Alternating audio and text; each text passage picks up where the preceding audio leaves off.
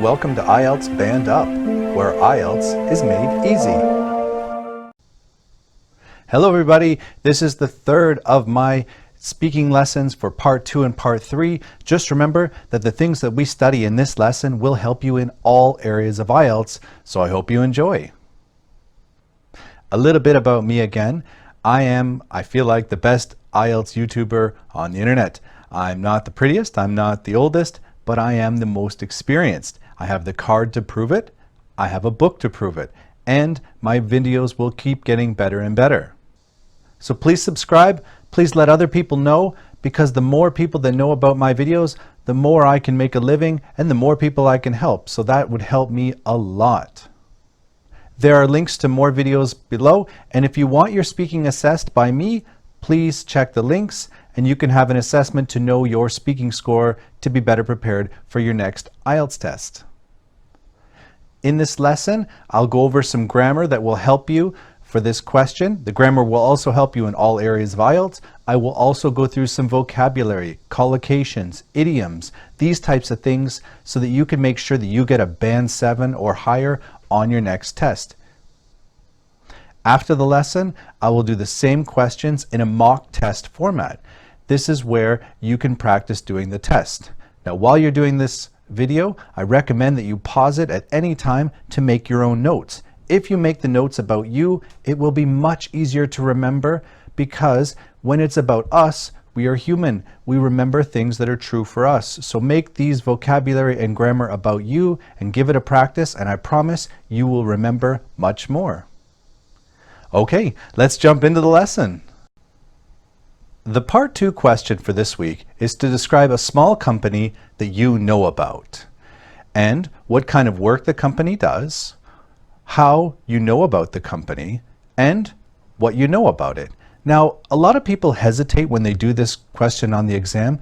Remember, this is any small company or business. It could be a restaurant, it could be a laundromat, it could be anything. So I always wonder why people hesitate when they hear this question. Remember, it's a small company. Let's have a look at the grammar. There's other grammar points covered in other videos, but today this is a present question, so I'm going to focus on present grammar. So we focus on present forms, and the most simple form is, well, simple present, and that's just subject plus verb plus complement. Here's my example. It sells computers. That's it. Now, if you want to be a bit fancy and get that higher level grammar, well, use the passive voice. This is used in this context to focus on the object. Here's my example. The best pizza can be bought there. Again, pizza would usually be the object, but I want to focus on it. The active form of this is you can buy the best pizza there. Next, we have present perfect. Well, it's something that started in the past and is still true now. The form is like this. Subject plus has or have, depending on the subject, plus PP, again, know your past participles, plus complement. Here's my example. The business has sold computers since 2001. So again, make sure you know your past participles to use this type of grammar. The next grammar form is present perfect continuous. Many students stress about the difference between this and the present perfect. Well, in this context, they are the exact same. There are differences, but not for this context. So basically, it's just emphasizing that something started in the past and is still continuing now. So both present perfect and present perfect continuous are valid. The grammar is subject plus has, have, plus been, plus verb ing, plus complement, the rest of your sentence. So the business has been selling computers since 2001. In this lesson, it's a good time to introduce relative pronouns like where or who. The restaurant has a patio where people can enjoy summer days. And again, where is the place, that they're referring to. The owner is such a kind man who never seems to get angry. So there you go. There's some relative pronouns and clauses to help you get a higher score.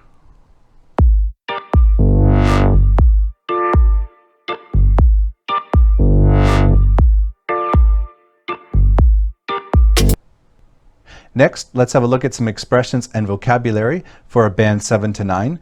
The best thing is always to think of some synonyms for business. Well, this could be a company or a firm. But firm is more like law firm, or accounting firm. So again, it's good to check a collocation dictionary which ones go together. Corporation, this would be very large with stocks. An establishment, this could be any size business. An agency, often I think of like tax agency or revenue agency, but again, it's another word for business. You've got an office. Well, this could be any office, but again, common words are like tax office or post office. Organization, again, this is for larger companies usually. An operation, again, this is for like medium or smaller companies. And a venture is basically a new business that is started. Now, collocations are key when it comes to IELTS in all areas. This will also help you a lot with your writing and reading and listening. So let's have a look at some collocations, some adjectives that go with business. Well, you can have a large business, medium-sized, small business. Those are sizes. You can have a family business. You could have an international or local business. You could have a private or state-owned business. It could be profitable, successful, it could be unsuccessful. It could be a mail order business, retail, wholesale. All of these words collocate with business, and they better describe what kind of business you are describing. Now for some verbs to collocate with business. Well, you could have a business, you can own a business, you can manage a business, you can run a business, you can set up or start a business. This would be at the beginning stages. All of these words collocate very nicely with business or company or any of the synonyms for business that I talked about before.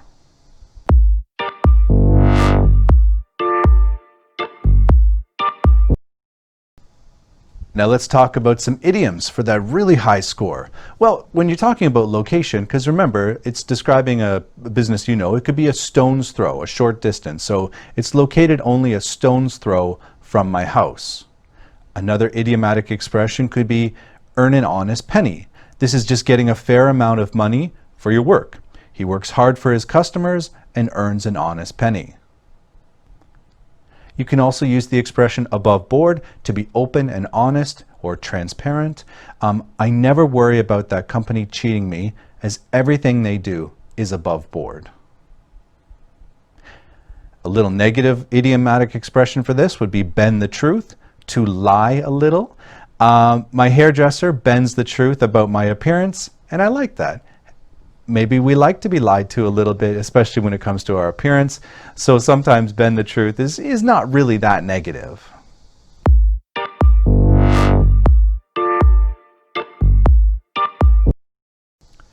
Now let's get into talk about those part 3 questions. The first one is businesses in your country. And this is just to help you think of some ideas when you get this question on an IELTS test. What are the main types of company where you live? Again, as an examiner, I'm always shocked when people don't have an answer for this. Again, it could be restaurants, factories, retail, like stores or where they sell clothes. It could be privately owned. And again, you would go into detail, try and think of something in your neighborhood that you know about, or a larger company, someplace that you often go, and it will trigger a lot of memories that you know about these companies. We go to businesses all the time as people. It could even be online. And whenever I give this question and people hesitate or they don't have a very good answer, I'm always quite shocked because there are so many businesses we can talk about. Question is, what types of new businesses have opened in the last 10 years? Well, you could think about tech companies, like maybe, Facebook's, I guess, more than 10 years, but anything like related to apps or TikTok or, these kind of tech companies, new style of restaurant. Maybe in your area, there's some foreign cuisine that people are really interested in. You could talk about that. You could talk about a new hobby or trend. Maybe, for example, in my neighborhood, there's actually places where you practice playing baseball on a screen. The machine throws the ball and you can practice hitting, you can practice pitching, it shows your speed. So this is something new that I didn't see 10 years ago. I've heard of screen golf, but I had never heard of screen baseball. More successful than others? Well, basically, if the companies are, where the people are hardworking, they obviously can get a lot done. Honesty, people really respect that. This is a great way to get repeat customers. It could also be that the company has a great location. In business schools, they always say location is key. because if more people see your products or your company or your service, then there's a lot more chance to attract new customers. Also, there's marketing. If you have a great marketing team and people are very interested in your advertisements or your promotions, that's also a great way to get more customers. Okay, let's move on to the next section about running a business.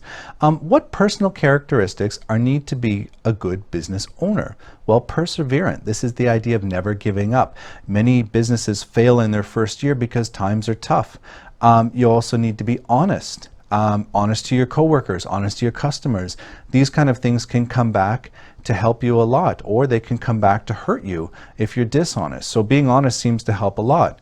The ability to work long hours, have a lot of stamina, work a lot, finish that job. Again, this is really important during the early years or early times of a business, and to be well trained. If you're going into a specific field, you need to know a lot about it. You don't have to be an expert, but you should be fairly knowledgeable.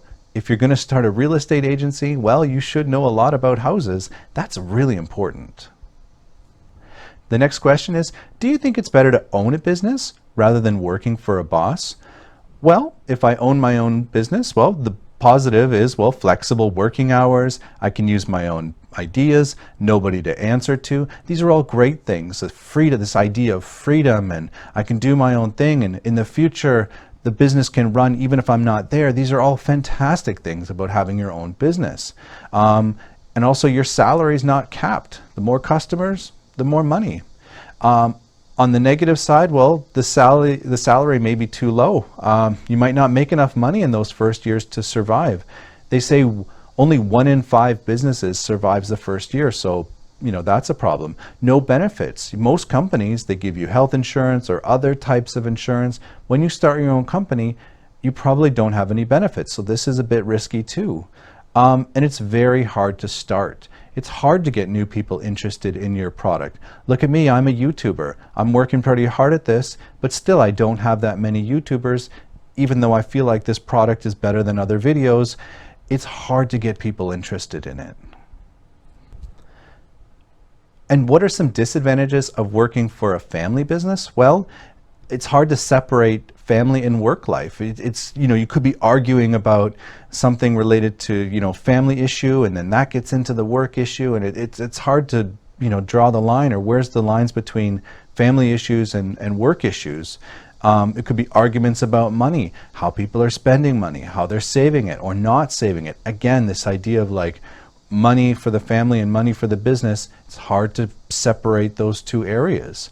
It could be disagreements about input. This means maybe I feel like I'm doing a lot more work than my brother, and I get pretty angry about that, and I think I should be paid more, and he thinks that's not fair, and he has a reason for not working as much, or maybe he's more talented than me, and I'm just looking at hours. There's so many different issues where people can be very sensitive, especially working with family. And who the leader is. It could be people, think that the dad is the leader, but what if the father isn't that bright, or maybe the son or the daughter is much more clever and is making decisions, but there's an issue of who the leader should be. So these are all problems that could happen with a family-run business.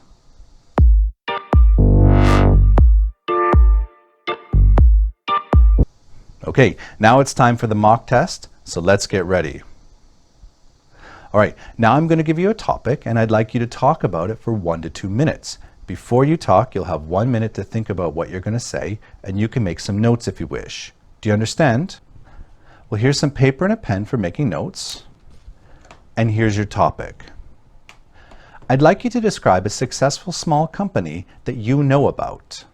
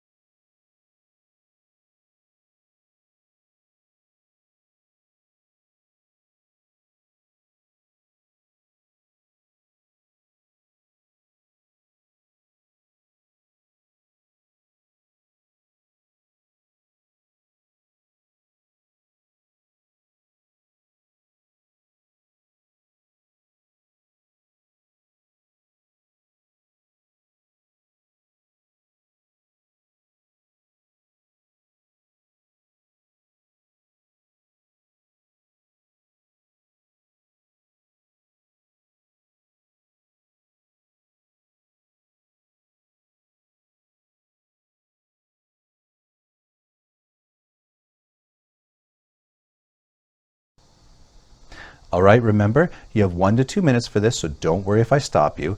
I'll tell you when the time is up. Can you start speaking now, please?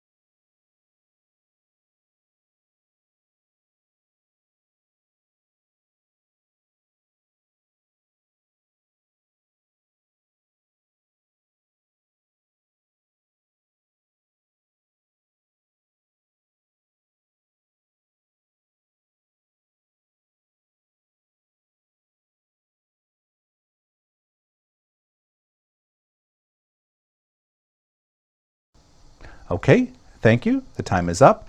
You've been talking about a successful small company that you know about, and I'd like to ask you some questions related to this. Let's consider, first of all, business in your country. What are the main types of company where you live? What types of new businesses have opened in the last 10 years? Why is it that some companies are more successful than others? Okay, let's move on to talk about running a business. What personal characteristics are needed to be a good business owner? Do you think it's better to own a business rather than working for a boss? What are some disadvantages of working for a family business? Okay, thank you very much. That's the end of the mock test. Have a great day. Thank you very much for watching, and here's some more videos that you might be interested in. Please subscribe, please share it with people, as this would really help me a lot. Give it a thumbs up, add some comments, and I wish you the best of luck on your next IELTS test.